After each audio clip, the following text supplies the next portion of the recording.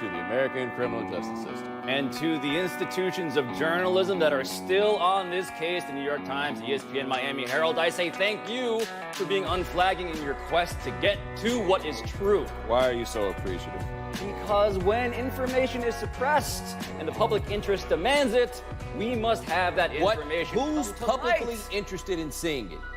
You. That's who. I'm only interested in seeing it if the right parts are blurred. I just mean the release of the information in general is useful. Our first name, James Harden. Bomani, the Rockets are now up 2-0 on the Jazz after Harden put up the 32-point triple-double last night, and Mike D'Antoni said this about his team, quote, "As good as anybody, if not better than everybody," end quote. Was he right about that? I mean, right now they're playing better in the postseason than anybody else is, and their season kind of gets split in two parts. Pre-Bizdelic, post-Bizdelic. They brought him back after he was the defensive coordinator last year. He left before the start of this season. They brought him back in this year, and since then they've been the best defensive team in the league. And so we're talking about James Harden, where people are sincerely asking if he is the best offensive player that they have ever seen. And then you're adding that to what seems to be the best defense in the league. Who is better than them right now? It was laughable when they talked about bringing Bizdelic back to make up for losing Trevor Ariza, to make up for losing Luke Mbamute, that this team would be as good defensively as they clearly are. But they are here, and the James Harden factor that you mentioned is not to be underestimated, even as we raise questions about will he have the energy to do this later on? Because James Harden, they had Ricky Rubio guarding his left butt cheek in game one, and he basically floated them to death, passed the ball, lobbed them to death. In game two, he just returned to doing what he always does, which is be dominant in ways that, yeah, we may have not seen before. Yeah, but look at that right there with Thabo Sefolosha. This is where I think they kind of are erring, shall we say, to a degree. They trying so hard not to foul him, yet they still wind up fouling him. Why don't y'all just try to foul him then, if that's what it's going to be? Like, everybody try to dance around and make sure that he doesn't catch them slipping. Why don't you catch James Harden slipping? See how that works, because this other stuff, it ain't working. It has been very easy for James Harden to do James Harden things, not least because these have been blowouts. And 2 blowouts means that James Harden has only played 33 minutes in game 1, 33 minutes in game 2, which should augur well for a deeper postseason run at this rate. Yeah, I mean, it's not good. I mean, it helps. We can certainly say that. The minutes that he stacked over the course of the regular season, those are the ones that we're really talking about here when we talk about all this compounding and getting toward the end of the year. But, I mean, they're going to play Golden State next round, right? And presuming that they make it through this, presuming that Golden State makes it through there, this is no longer now for the Rockets about getting all the way to the end. Like, a championship would be great. Beating the Warriors is really job one. That would be a championship in a de facto sense, but we're going to miss watching Ricky Rubio if this all goes as you say, because this was James Harden on Ricky Rubio last night. Just falling all the way off the screen. See, here's what I don't understand about Ricky Rubio. I'm okay with him falling off the screen because I ain't coming back for that second fake. Don't come back. Like, that's where he spasm. That was a shimmy. No, but like, this is it. Ricky Rubio right here. No. Don't run back. Stay where you were. You got to just play it off, baby. Like, oh, yeah, I was going to go sign an autograph. Yeah, that's what you need to do. And as always, I'd recommend pretending like you pulled a muscle. Just pretend you had an injury. That always seems to garner sympathy. That's what you do when they do that to you, huh? That's what I would. Can't relate. Next name, Kyrie Irving.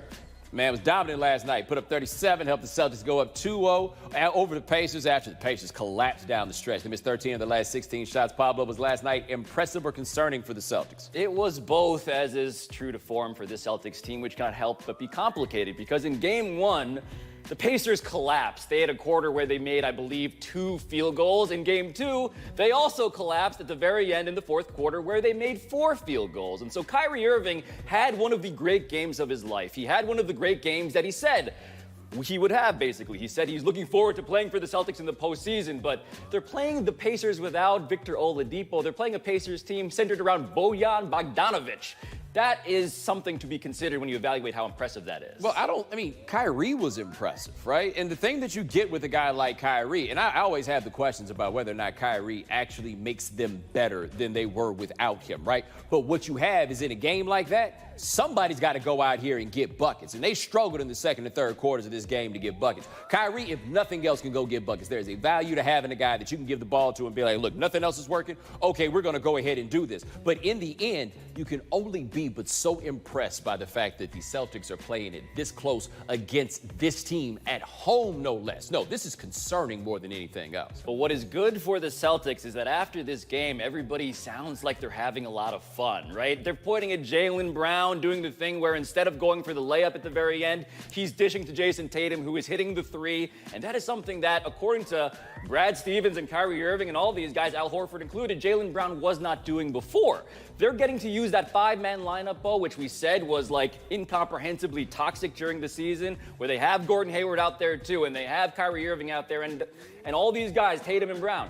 They had that to close the game in the last 4 minutes. So if you want to keep Kyrie Irving, if you're the Boston Celtics, because he is a free agent. Well, you're jumping ahead. We're still talking about right now. But this is the sort of game they're going to need more of for him to feel, I think, like this is the team he wants to be on. Yeah, I mean, I think there is certainly something like to that part of it. It would certainly help if you could keep Kyrie Irving. That's what you want. And they're happy, yes, they're happy after they took a 2-0 lead. Like, I don't think that that's the times where the happiness has been a problem. If something goes wrong, that's when we have these questions. But every time I've seen one of these Mopey Eeyore post-game things from the Celtics, it wasn't after a hard win, it was after a loss. And it is, to your point, telling that Terry Rozier takes, I believe, one shot in the second half, and he's also a really good team player in the way that Jaylen Brown has been. But Marcus Smart is also out. So what happens when that dude returns? Well, look, playoffs are about 8-man rotations, right? And they have tried to play as many of these guys as they possibly can. Somebody's going to have to understand that it ain't your time. Last name is Tim Anderson, because the White Sox shortstop hit a provocative homer yesterday in the fourth against the Royals. Let's watch how that went down. That's a high fastball. He gets Oh, wow. that is not a flip. That's a toss. A discarding of the bat. I see how discarding feels a little bit too passive. He rid himself of the lumber. But, Bo, here is Tim Anderson up again in the sixth inning with the Royals responding to the bat, getting rid of that you bet shit. Yeah, we'll get back to that chain a little bit later. Yes, there was a chain, and there was that baseball into his thigh area. Because the bases, I mean, the benches end up clearing, of course. That's not a thigh, that's a buttock. I'm glad we got to the bottom of that. Yes, but Bo, we watch Tim Anderson, end up getting ejected after all of this noise. Yeah, the pitcher was ejected. He gets ejected for getting thrown at. So let me ask you this. Does Tim Anderson here, is he guilty of doing anything wrong? By the way, shout out to Joe West, who threw out 4 people in that game for the first time in his illustrious career of throwing people out of games. The Cowboy. Now, did Anderson do anything wrong? I mean, I guess it all depends on what kind of rules you subscribe to, right? According to the rules of baseball, unwritten as they are, what he did was going a little bit too far, right? I can understand people making that argument. The discussion that we need to have, though, is how does he get ejected for being thrown at? Right? Because that's what happened here. He didn't even have a chance to really do anything that's supposed to get you ejected. What's going on here where that guy gets ejected because somebody threw at him? He is guilty of defying a justice system in which only the pitcher has a weapon of justice that the sport permits.